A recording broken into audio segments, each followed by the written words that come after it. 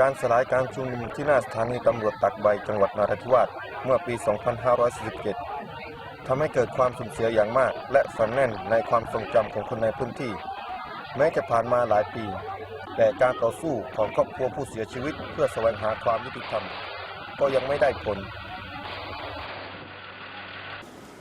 กะเยนะ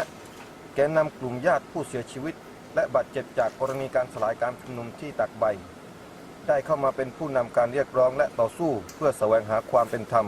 ของชาวบ้านกลุ่มนี้ 6 ปีที่ผ่านมาเธอรณรงค์อย่างต่อเนื่องในหลายเวทีทั้งในและต่างประเทศ Lepas berlaku belara ada tempat hak pak kita ni ada mati, ada sakit, ada hak lekat buku. Lepas tu jadi tekah tu lalui tekah tu kat anak masa hari berlaku siapa ke esok jalan siapa terus tu kat anak ni duduk supaya kata kat anak duk riak rong pentam sok telok lah mari jok di hari berlaku siapa orang nak heksa nak kadi ke apa pun kat anak titan telok lah. Kak nak อดทนตลอดยังไงพวกกาตกะนักปุ้งความคืบหน้าของกะนักอยากจะให้ได้ความยุติธรรมตลอดเลยแต่พอยกระดิสานตุลายกาโตพวกนี่มาที่ลมตุปะลนี่ดูกะนักเดือดเรียกร้องนกความเป็นธรรมลากีวิยอมรับว่ากาโตลมมาตุตาหดดแล้ววิโยวะวิจาดิตินเด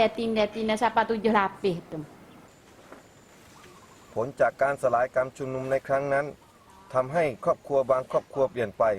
หนึ่งในนั้นคือครอบครัวของนางติโมะกาบาโก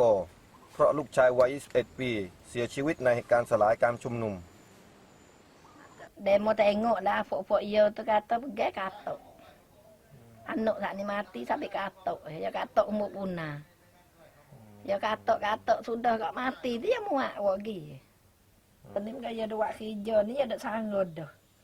Dia pergi kelik mari wi duit, kelik mari wi duit. Payah pergi kerja.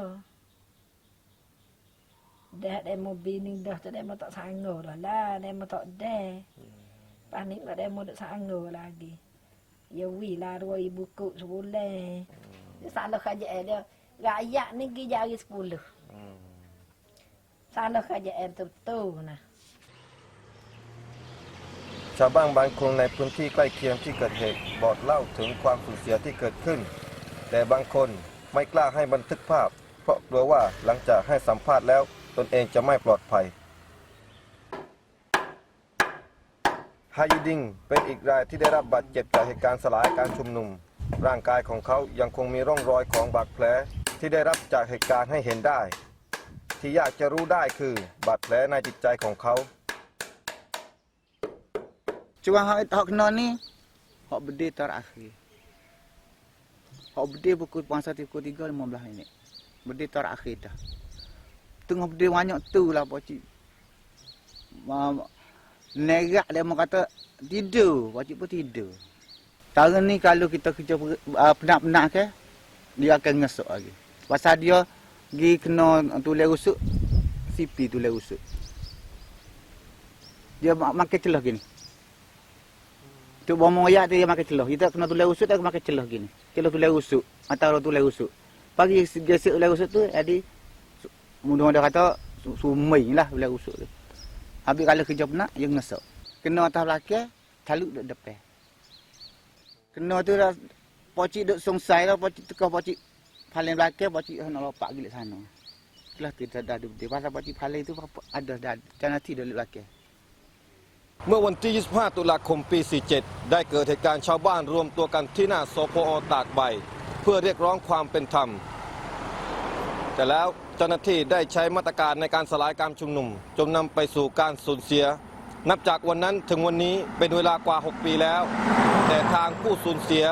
ก็ยังคงต่อสู้และแสวงหาความยุติธรรมในกระบวนการยุติธรรมเพื่อให้ได้มาสิ่งที่ผู้สูญเสียเรียกว่าความยุติธรรมทนายความเป็นส่วนหนึ่งของความพยายามในการผลักดันให้เกิดความยุติธรรมนายพิรพงษ์ระบิงเก่ารองประธานศูนย์ทนายความมุสลิมประจำจังหวัดปัตตานีพูดถึงโอกาสในการต่อสู้ทางคดีของชาวบ้านอันดับแรกก็ต้องร้องตรงสภาทนายความประจำจังหวัดแต่ละจังหวัดเขาจะทำไหม 2. ก็มูลนิธิทนายมุสลิม ตอนนี้เรามี3 จังหวัดเรามียะลาปัตตานีนราธิวาสเรามีก็มาร้องให้เขาดำเนินให้ว่าเราติดใจจะดำเนินคดีอาญากับผู้ที่ทำให้ผู้ตายไปเนี่ยถ้าเขาไม่ร้องเราจะทำไม่ได้เพราะเราไม่มีอำนาจจะไปฟ้องเองได้ เวลาถ่ายฟ้องนี่ต้อง